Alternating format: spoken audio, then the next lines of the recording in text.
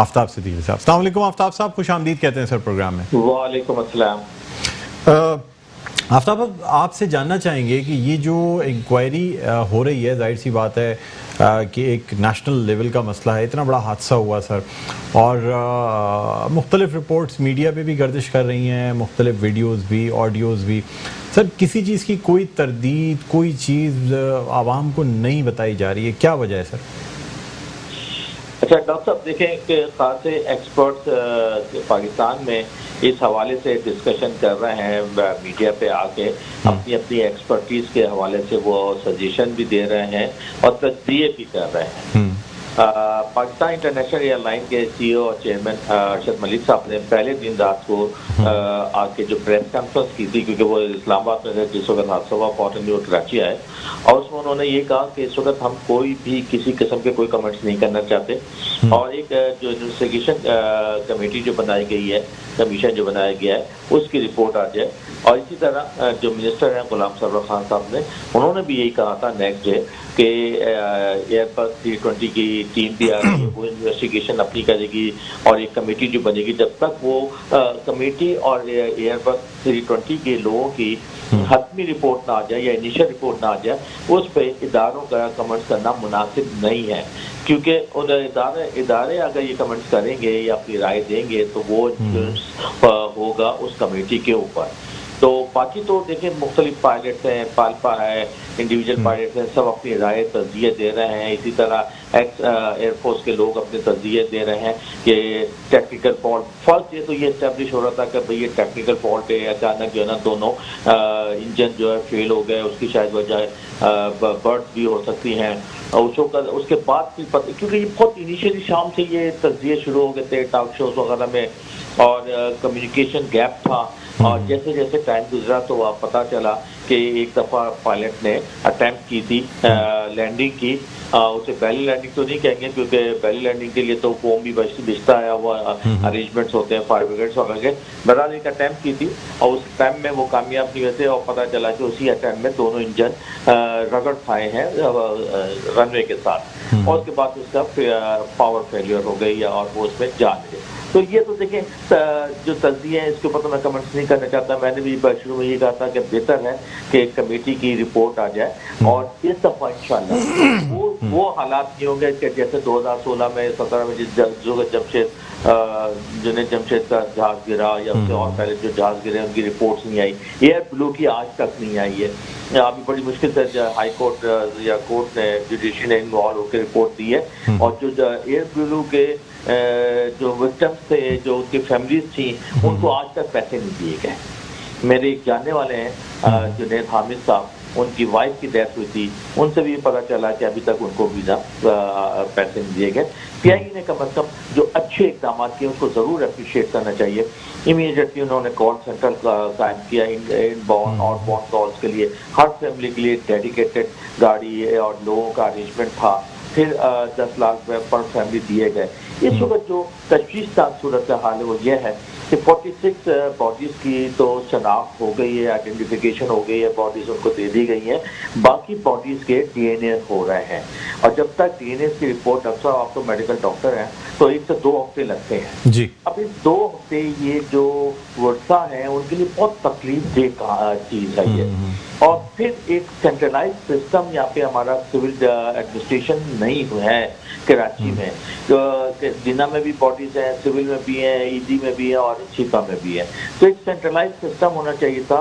हमें जो चीज़ नज़र नहीं आई वो सिविल एडमिनिस्ट्रेशन नज़र नहीं आई। सारे का केसेस हालात में जिस वक्त जहाज गिरा है, रेस्क्यू शुरू हुई है, पाक आर्मी, 5 कोर रेंजर, छिपा, ईडी, ये लोग थे, और फिर ये कुछ हम MNA-MPS वहाँ पे पहुंचे हुए थे। जाहिर है कि हम उसमें डिस्टर्बेंस तो नहीं करना चाहते थे, मगर ये पहुंचे जरूर थे। तो एक जो मिसिंग एलिमेंट नजर आया, और इस वक्त जो मुख्तलिफ वर्षा से बातचीत हो रही है, किसी के 4 फैमिली मेम्बर थे, 2 की डेथ बॉडी मिल गई, 2 की नहीं मिल गई, बच्चों की मिल गई है। इस वक्त जो इश्यूज है, एक तो ये कि डेथ सर्टिफिकेट इशू नहीं हो रहा है, पुलिस सर्जन इन्वॉल्व हो गए हैं और मेडिकल ऑफिसर इन्वॉल्व हो गए हैं, तो परेशानी लोगों को हो रही है। तो इसमें आफ्ताब साहब एक प्रॉब्लम और भी है सर, एक चीज़ लोग एक बात और भी मिस कर रहे हैं, और शायद आप भी मिस कर गए हैं सर। लोगों का ये कहना है कि पाकिस्तान तहरीक इंसाफ की मेजर रिप्रेजेंटेशन है कराची से, हाकिम वक्त जो होता है ना सर, उसमें बहुत बड़ी जिम्मेदारी होती है।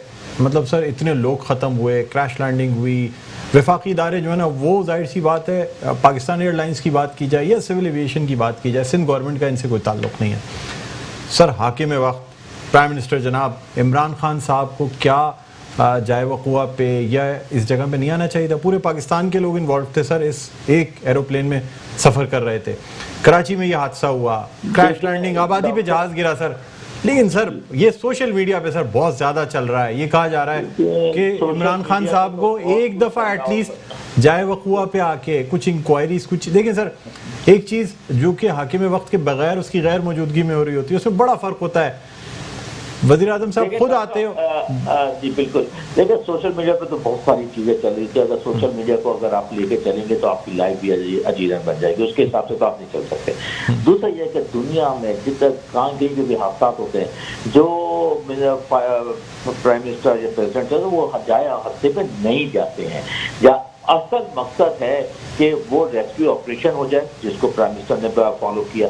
आप बिलीव करें, यकीन करें कि ईद के दिन हमारे पास प्राइम मिनिस्टर हाउस से एक लिस्ट आई कराची में, 45 लोग थे कराची के जो यहाँ पे रहते थे, और उन लिस्टों के आगे MNA के नाम लिखे हुए थे कि आपने किस किस घरों पे जाना है, इंक्लूडिंग असद उमर साहब, गवर्नर सिंह, इमरान इस्माइल साहब, अली जैदी, फैसल वाडा, मैं, सारे MNA, हमारी ड्यूटी थी। और आप यकीन करें कि एटलीस्ट, क्योंकि मैं फोकल पर्सन था उस लिस्ट का, मेरे पास 20 कॉल जो है प्राइम मिनिस्टर हाउस से शाम तक आ चुकी थी कि आप डेटा बताएं, स्टेटस बताएं, उन लोगों के हाल अहवाल बताएं। तो प्राइम मिनिस्टर हर तरह से इन्वॉल्व थे। प्लस ये कि PIE ने अनाउंस किया था 5 लाख रुपए, तो जिसको प्राइम मिनिस्टर ने कहा नहीं आप 10 लाख रुपए पर फैमिली दें, प्लस 50 लाख रुपए इंश्योरेंस से आएंगे।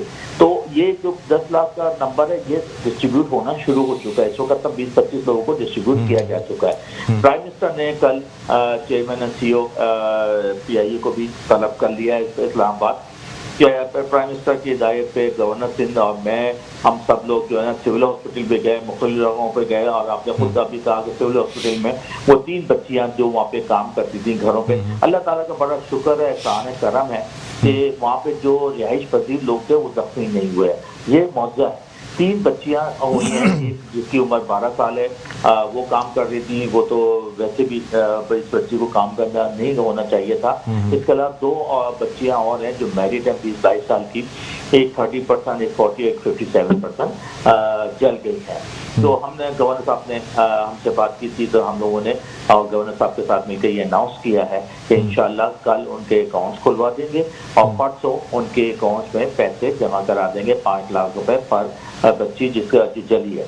और इसके साथ साथ उसका प्लास्टिक सर्जरी वगैरह भी करवाएंगे, और जो बच्ची 12 साल की उसके स्कूल के खर्चे भी हम उठाएंगे। तो जहाँ तक हो सकता है, देखिए इस वक्त जो है ना लोगों के सेंटिमेंट्स बहुत हाई हैं, और कुछ ऐसी भी बात मतलब उनको सर, तो क्या खान साहब जो है वो लोगों के सेंटिमेंट्स हाई होने की वजह से कराची नहीं आते, या क्या वजह है सर? कराची मतलब इतना बड़ा शहर है सर, आप लोगों की मेजर रिप्रेजेंटेशन है सर, लेकिन वज़ीर आज़म साहब पता नहीं क्या वजह है। टाइगर तो ग्राउंड पे मौजूद है ना डॉक्टर साहब, अगर वो टाइगर ग्राउंड पे ना हो, गवर्नर ना हो, असद उमर ना हो, अली जैदी ना हो, फैसल वाडा ना हो, आफ्ताब सिद्दीकी ना हो, बाकी MNA MPs, खुर्रम शेरजबान, सारे उनके ग्राउंड पे मौजूद है।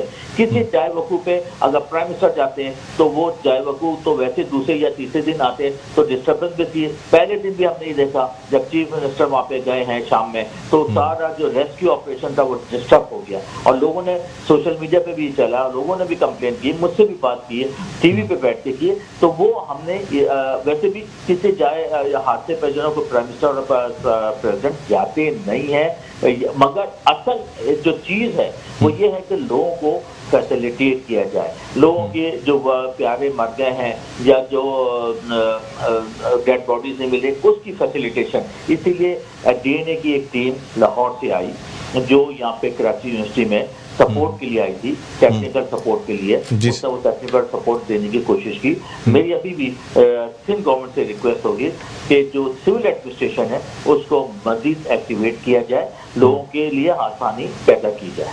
अच्छा सर, एक आखिरी सवाल आपसे करना चाहूँगा, Jinnah post graduate medical centre NICVD या NICH अब बहुत जल्द विफाक के पास आने वाले हैं, तो सर विफाक के पास आने के बाद क्या इनमें कोई तब्दीली आएगी या बकौल आपके जो आप कह रहे हैं कि फैसिलिटीज़ मुहैया नहीं है, ये तमाम चीज़ें नहीं हैं, तो क्या कोई प्लान बनाया जा रहा है कि विफाक के पास आने के बाद वेंटिलेटर्स दिए जाएंगे, क्या किया जाएगा? क्योंकि सर सिंध हुकूमत का अभी भी यही कहना है और बाकी लोग भी जिनसे मेरी बात हुई उन्होंने कहा जी NDMA की जानिब से एक भी वेंटिलेटर जो है वो कराची को नहीं दिया गया।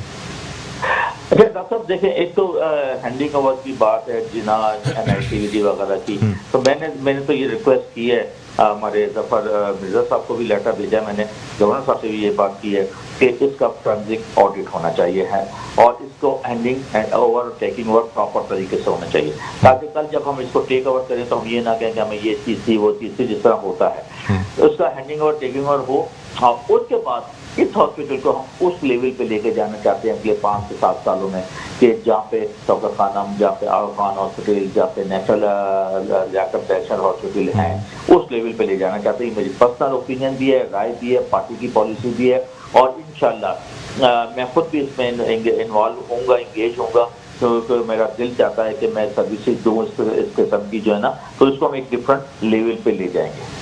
ठीक है, बहुत शुक्रिया आफ्ताब सिद्दीकी साहब।